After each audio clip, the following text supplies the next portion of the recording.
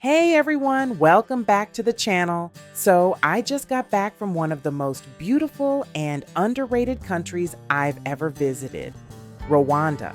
They call it the land of 1,000 hills. And honestly, that name couldn't be more accurate.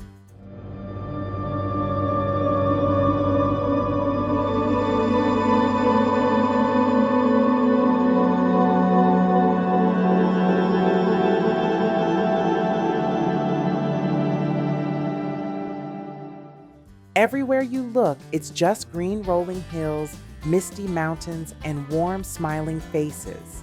What's even more inspiring is how far this country has come, from a painful past to becoming one of Africa's safest, cleanest, and most forward-thinking destinations. In today's video, I'm taking you through my personal list of the top 10 best places to visit in Rwanda, places that completely blew me away, from wild rainforests to calm lakesides. So pack your bags and let's begin our journey across this stunning little country. Number 1, Kigali. I started my trip in Kigali, the capital city, and wow, what a surprise. Kigali is spotless, organized, and incredibly modern, yet it still feels so connected to its roots. I remember walking through the Kimironko market where every corner bursts with color, baskets, spices, fresh pineapples, people chatting and laughing. You instantly feel the heartbeat of the city. Of course, I had to visit the Kigali Genocide Memorial, a deeply moving place that tells Rwanda's story of tragedy and incredible resilience. It's not an easy visit, but it's one of those experiences that stays with you. Afterward, I explored the Inema Art Center, where local artists are redefining African creativity, and ended my day at Heaven Restaurant, with city lights sparkling across the hills. Kigali felt like the perfect introduction to Rwanda, clean, calm, creative, and full of hope. Number 2, Volcanoes National Park.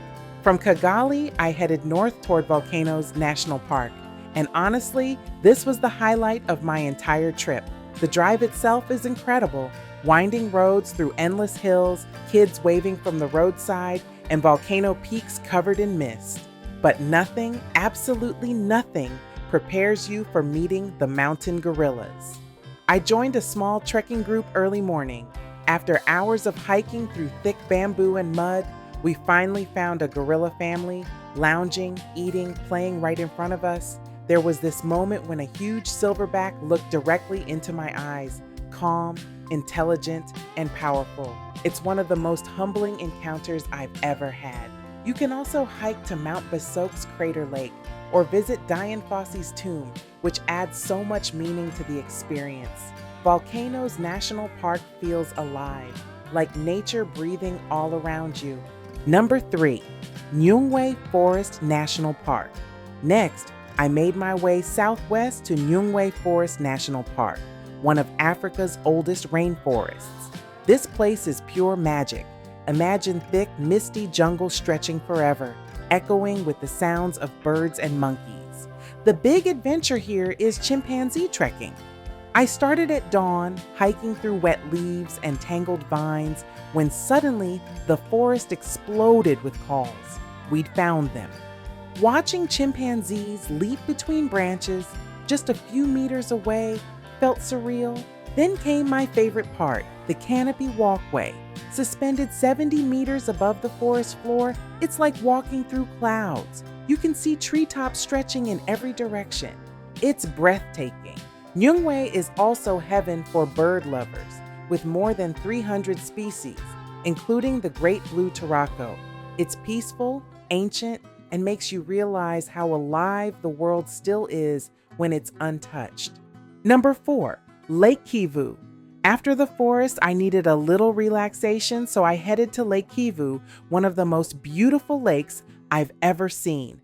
Picture calm blue water surrounded by rolling green hills. It's honestly postcard perfect. I stayed near Gizenyi, where you can chill on the beach, take a sunset boat ride, or watch fishermen paddle out at night under glowing lanterns. In Kibuye, another lakeside town, I visited Amahoro Island, which literally means Peace Island.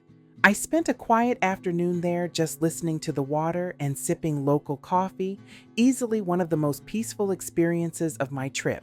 For something more active, you can bike or kayak the Congo-Nile Trail, which follows the lake's edge through villages and banana plantations.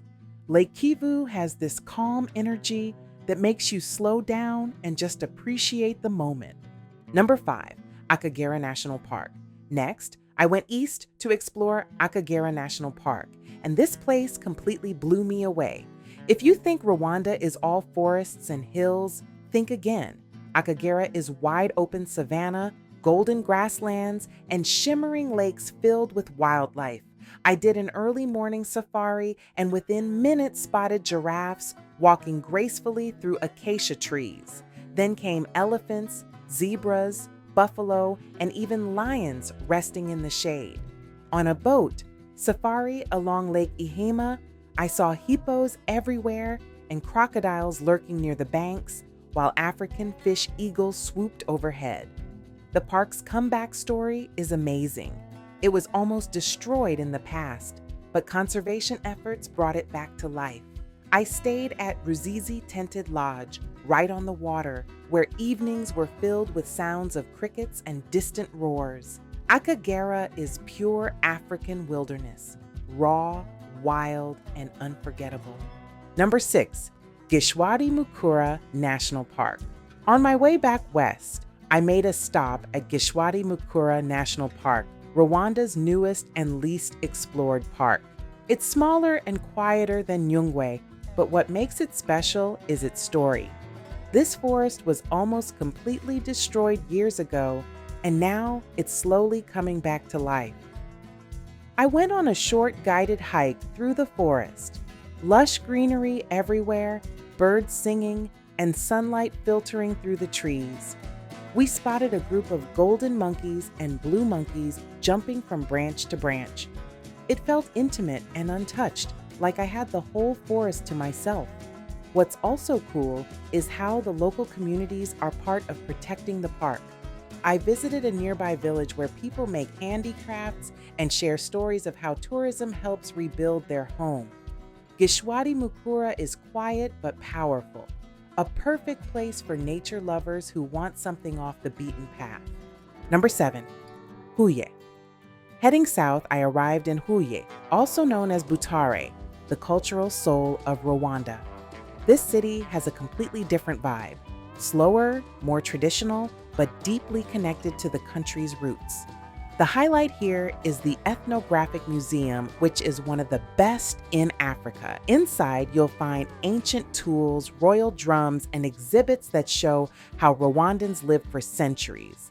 I spent hours there learning about traditional homes, crafts, and music.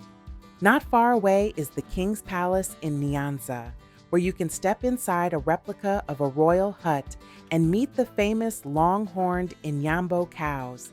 Honestly, they're majestic. The herders even sing to them, which was one of the most unique and peaceful things I've ever seen. Huye made me appreciate the soul of Rwanda, proud, creative, and full of heritage. Number 8, Musanze Caves. Back near Volcanoes National Park, I explored the Musanze Caves. And let me tell you, this place feels straight out of an adventure movie. These caves were formed millions of years ago by volcanic activity, stretching for over 2 kilometers underground. Walking inside, it's dark and cool, with beams of sunlight slicing through openings above. You can see patterns carved into the rocks over centuries. It's haunting and beautiful at the same time. Local guides share stories about how the caves were once used as hiding spots during conflicts and as ancient shelters. After the tour, I stopped by Musanze town, grabbed some local food, and chatted with a few locals about life near the volcanoes. It's a perfect short adventure, mysterious, photogenic, and surprisingly peaceful underground. Number 9, Mount Karisimbi. If you love adventure, Mount Karisimbi should be on your list. Standing at over 4,500 meters, it's Rwanda's highest peak, and hiking it was one of the most rewarding experiences of my trip. The trek usually takes 2 days, camping overnight halfway up. The higher you climb, the colder and mistier it gets, and by the time you reach the top, you're literally standing above the clouds. From the summit, you can see the entire Virunga Range, layers of volcanoes stretching into Congo and Uganda. It's tough, yes, but totally worth it. There's this moment of silence at the top where you just stand there, breathless, not from the altitude, but from the view. Mount Karisimbi is a reminder of how raw and beautiful Rwanda's landscape truly is. Number 10, Lake Burera and Lake Ruhondo. To end my trip, I visited the twin lakes of Burera and Ruhondo, near the border of Uganda and the Virunga Mountains.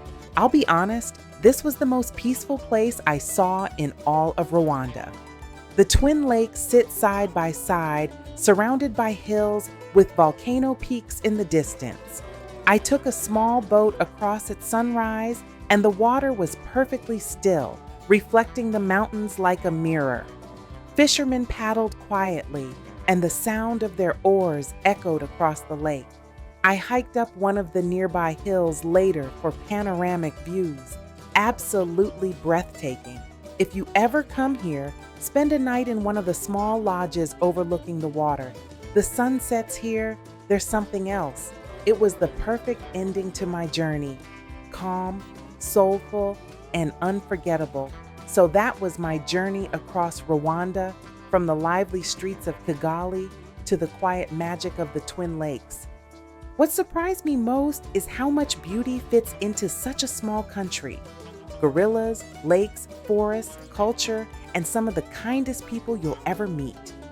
If Rwanda wasn't on your travel list before, it definitely should be now. Tell me in the comments, which of these places would you love to visit first?